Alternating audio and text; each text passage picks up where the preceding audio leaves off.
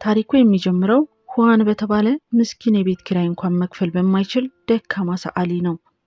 ሁዋን መንገድ ላይ ተቀምጦ የአንዲት ቆንጆ ሴት ምስል ሲስል እንመለከተዋለን። ስራው ጥቂት ገንዘብ ቢያመጣለትም ለኑሮ አይበቃውም ነበር። ስዕሉን ሲጨርስ ሴትዮዋ በስራው ትገረማለች። ነገር ግን አዲስ ስዕል ሊጀምር ሲል አንድ የቅንጦት መኪና አጠገቡ ይቆማል። በመኪና ውስጥ የመንደሩ ትልቁ ሀብታም ሰው አለ። ሁዋን ሲመለከት በጣም ይደነግጣል። የደነገጠው ግን ከዚያ ሰው ጋር የቀድሞ ፍቅረኛው መኪና ውስጥ አብራ በመኖሯ ነው። ሀብታሙ ሰው ሆን ብሎ ሁዋንን በቀድሞ ፍቅረኛው ፊት ያዋርደዋል።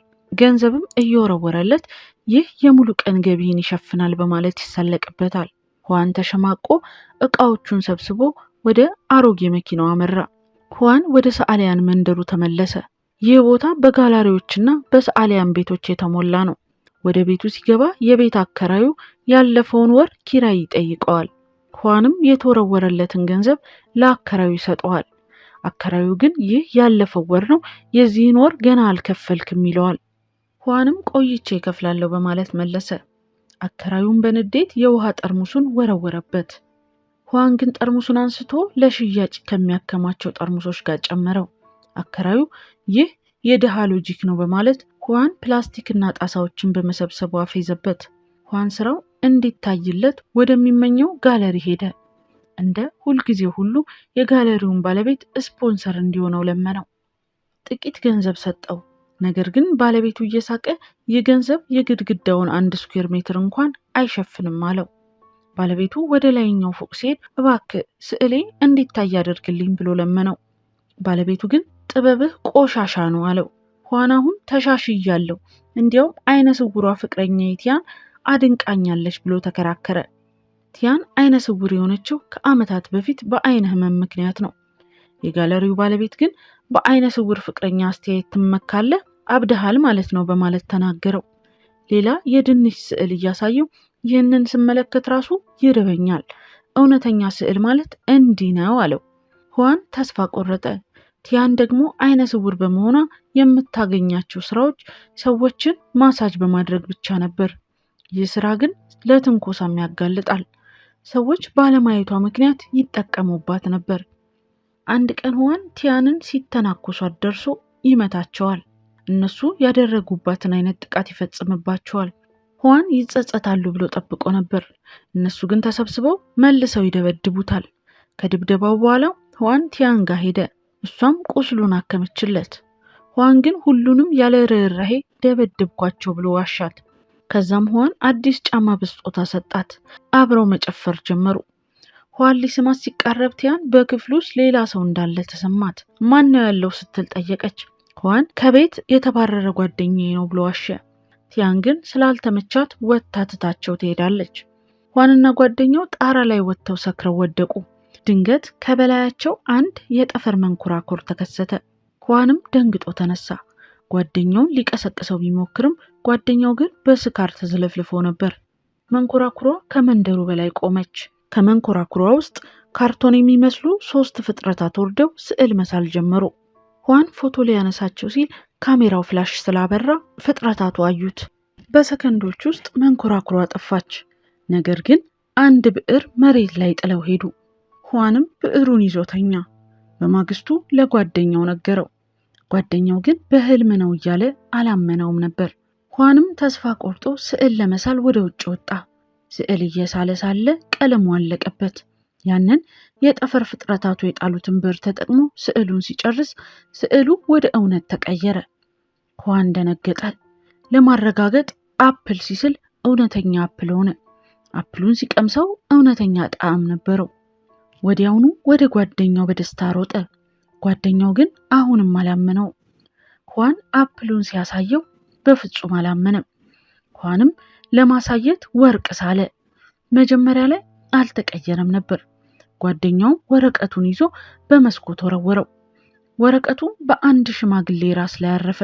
ሽማግሌው ወረቀቱ ወደ ወርቅ ሲቀየር አይተው ወዲያውኑ ይዘውት ሄዱ። አሁን የሁዋን ጓደኛ አመነ። ሁዋን ትልቅ ቤተ መንግስት ሳለና ከተማው መሃል ላይ ወዲያው ተከሰተ። ሰዎች ደነገጡ። ፖሊሶቹም ግራ ተጋቡ። ፖሊሶቹ ወደ ቤተ መንግስቱ ሊገቡ ሲሉ ሁዋን ደነገጠ። ብዕሩ ላይ ያለውን ዲሌት ቁልፍ ተጭኖ ቤተ መንግስቱን አጠፋው። አሁን ብዙ ገንዘብ ለመሳል ወሰኑ። ሁዋን በብዕሩ ብዙ ገንዘብ ሳልና ክፍሉ በገንዘብ ተሞላ። ሁዋንና ጓደኛው በገንዘቡ ተጥለቀለቁ። የህንጻው አከራይ አርቲስቶቹን ቆሻሻ አታስቀምጡ እያለ ሲገጽጽ ይታያል። ሁዋንና ጓደኛው የሀብታም ልብስ ለብሰው ወጡ። ሁዋን ለአከራዩ ብዙ ገንዘብ ሰጠውና ይህ ለሚቀጥሉት 100 ዓመታት ይሆናል አለው። ጎረቤቶቹ በሁዋን ሀብት ተገረሙ። ሁዋን በቅንጦት መኪኖች ታጅቦ ወደ ሪል ስቴት ኩባንያ ሄደ። ከዚያም የቀድሞ ፍቅረኛውና አዲሱ ጓደኛዋ ሲጨቃጨቁ አያቸው። ሁዋን 2 ትላልቅ ቤተ መንግስቶችን ወዲያውኑ ገዛ። የቀድሞ ፍቅረኛው ሁዋን ሲከፍል አይታ ተጸጸተች። ሁዋን ቲያንን ወደ አዲሱ ቤተ መንግስት ወሰዳት። በቤተ መንግስቱ ውስጥ ትልቅ ግብዣ ማዘጋጀ። ረዳት ቀጥሮ ለቲያን የቤቱን ውበት እንድታስረዳለት አደረገ። ሁዋን ለቲያን የጋብቻ ጥያቄ ቢያቀርብላትም እሷ ግን እምቢ ብላው ሄደች። ተከትሏት ሄዶ ምክንያቷን ሲጠይቃት ቲያን ለራሱ ብላ እምቢ እንዳለች ትነግረዋለች። ሀብቱን በሙሉ የመጣው ከራሱ ስዕሎች እንደሆነ ለቲያን ይነግራታል። ቲያን በስዕሎቹ ሽያጭ ዝነኛ መሆኑን ትረዳለች። ሁዋንም ስለ አስማታዊው ብዕር ታሪክ ይነግራታል። ብዕሩን ከጠፈር ፍጥረታት እንዴት እንዳገኘው በዝርዝር ያስረዳታል። ቲያን ስለ ብዕሩ አስማት ስትሰማ በጣም ትገረማለች። ብዕሩ ማንኛውንም የሳሉትን ነገር ወደ እውነት እንደሚቀይር ያረጋግጥላታል። ቲያን በሐሳብ ትዋጣለች። በመጨረሻም አንድ ጥያቄ ታቀርብለታለች። የምታይባቸውን አይኖች እንዲስልላትና ወደ እውነት እንዲቀይርላት ትጠይቀዋለች። እሱም በሐሳቧ ወዲያውኑ ይስማማል። ብዕሩን አውጥቶ አይኖቿን ለመሳል ይዘጋጃል። በጣም የሚያምሩ ብሩህ የሆኑ አይኖችን መሳል ይጀምራል። በስዕሉ ላይ ከፍተኛ ጥንቃቄ ያደርጋል። ቲያን በጉጉት ትጠባበቃለች። ስዕሉን ጨርሶ ውጤቱን ይጠብቃል። አይኖቹ ከወረቀቱ ላይ ተለይተው መውጣት ይጀምራሉ። ሁለቱም አይኖች ወደ ቲያን አካል እንዲገቡ ሲጠብቅ ያልታሰበ ነገር ይከሰታል። አይኖቹ በአየር ላይ እየተንሳፈፉ ይሄዳሉ። በሚያስደነግጥ ሁኔታ አይኖቹ የሁዋን ጓደኛ ወደ ሆነው ወደ ማንጋፋ ትከሻ ላይ ይለጠፋሉ። ማንጋፋ በድንጋጤ ይጮሃል። ትዕይንቱ በጣም የሚያስፈራና የሚሰቀጥጥ ነበር። ሁዋንና ቲያን ምን ማድረግ እንዳለባቸው ግራ ይጋባሉ። ሁዋን በፍጥነት የብዕሩን ዲሌት ቁልፍ ያስታውሳል። ቁልፉን ተጭኖ አይኖቹን ከማንጋፋ ትከሻ ላይ ያጠፋቸዋል።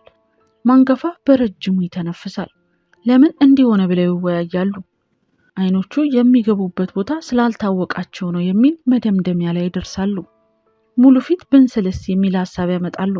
ነገር ግን ፊቱ ብቻውን ቢመጣ የበለጠ ሊያስፈራ እንደሚችል ይገነዘባሉ። በመጨረሻም የቲያንን ሙሉ አካል ለመሳል ይወስናሉ። ሁዋንም ስዕሉን መሳል ይጀምራል። ስዕሉ ላይ አይኖቿን በትክክለኛው ቦታ ላይ ያስቀምጣል። ስራው በጣም አድካሚና ዝርዝር ነገር የሚፈልግ ነው።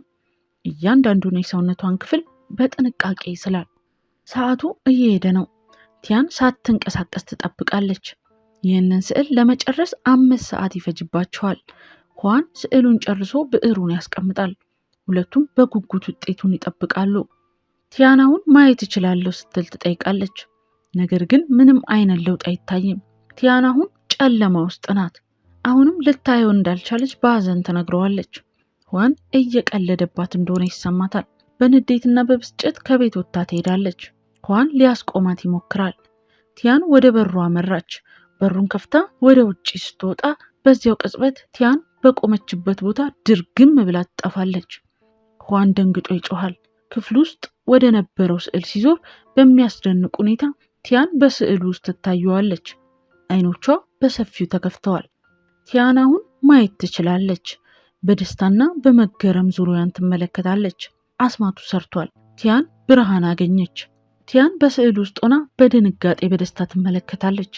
ሁዋን ወደ ስዕሉ ቀርቦ በግርምት ያያታል። እጆቿን እያየች ማመን አቅቷታል። ቲያን ከስዕሉ ውስጥ ወጥታ ወደ እውነተኛው ዓለም ትመለሳለች። ሁለቱም ተቃቅፈው በደስታ ይዘላሉ። ከዛም ሁዋን ወደ ውጭ ይዟት ይወጣል። ዓለምን ለመጀመሪያ ጊዜ በአይኖቿ እንድታይ ይረዳታል። በመላው ቻይና ታዋቂ ቦታዎችን ሊያስጎበኛት ይወስዳታል። ቲያን በተራራዎች በህንፃዎች ውበት ትመሰጣለች። በየሄዱበት ቦታ ሁሉ ፎቶ ያነሳታል። ማንጋፋም በብዕሩ የሳላትን ቆንጆ ልጅ ይዟት ይታያል። እሷም ልክ እንደ ቲያን ወደ እውነተኛ ትቀየራለች። ማንጋፋ ቀድሞ በስልኩ ብቻ የሚያትን የቲክቶክ ዝነኛ አሁን በአካል አገኛት።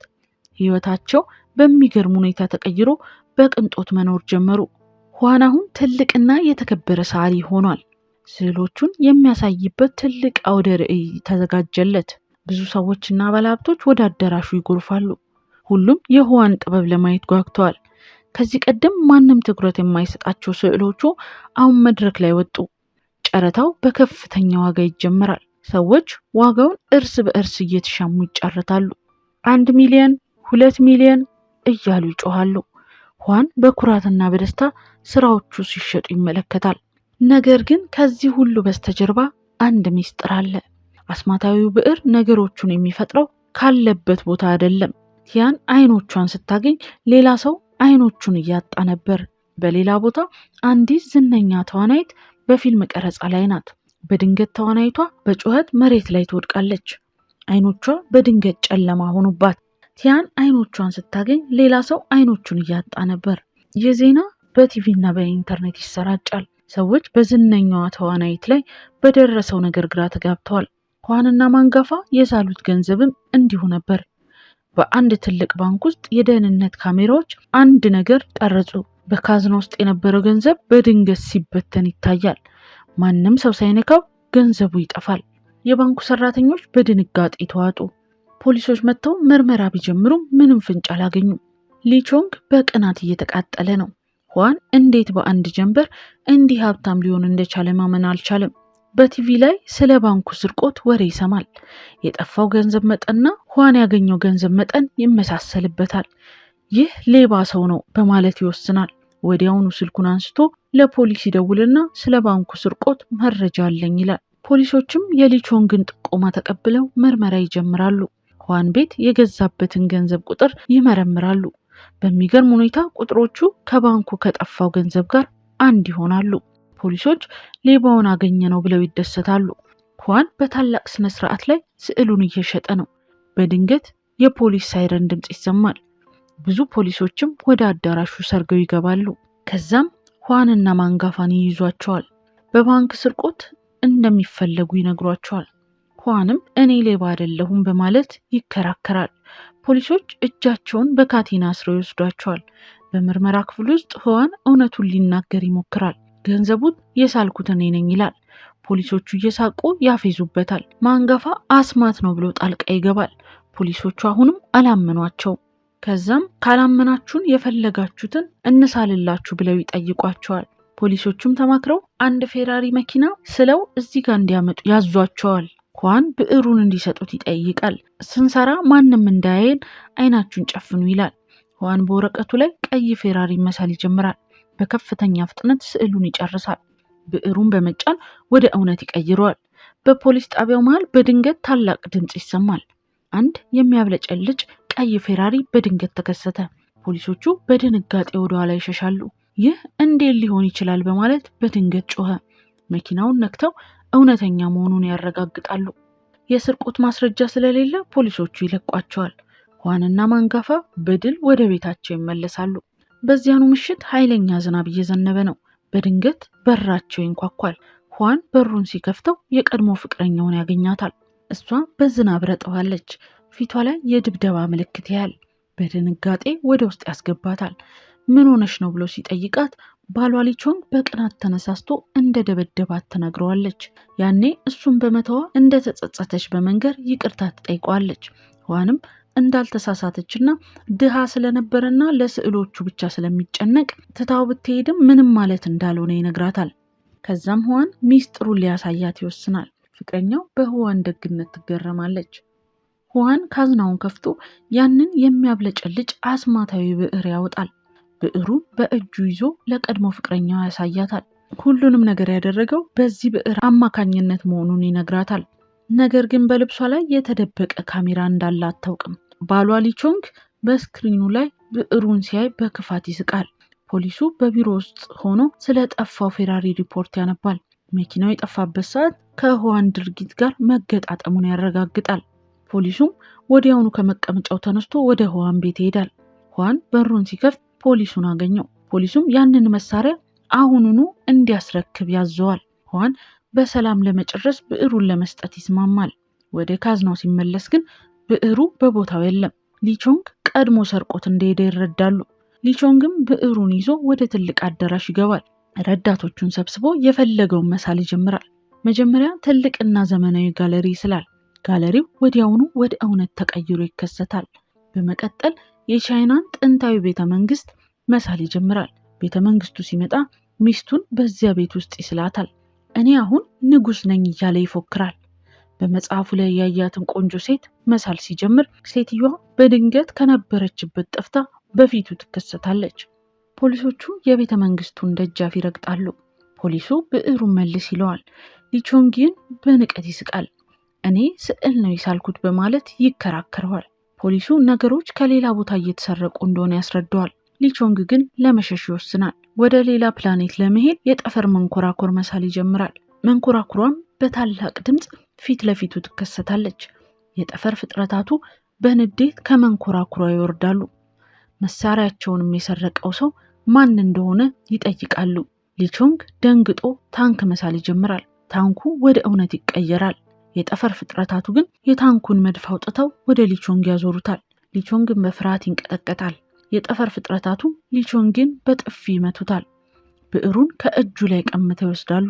ብዕሩን ወደ ተራ መልክ መቀየሩን አይተው በንዴት ይቆጡታል። መሳሪያቸውንም ያበላሸው ማን እንደሆነ ይጠይቃሉ። ሁዋን ወደፊት ቀርቦ እውነቱን ይናገራል። እሱ ስለወሰደ ይቅርታ ይጠይቃቸዋል። የጠፈር ፍጥረታቱ በሁዋን ታማኝነት ይገረማሉ። ሁዋን አንድ የመጨረሻ ውለታ ይጠይቃቸዋል። የመጡ ነገሮች ሁሉ ወደ ነበሩበት ይመለሱ ይላል። የጠፈር ፍጥረታቱ መሳሪያቸውን ያበራሉ። በዓለም ላይ ያሉ ለውጦች መጥፋት ይጀምራሉ። የቲያን አይኖች እንደገና ጨለማ ይሆናሉ።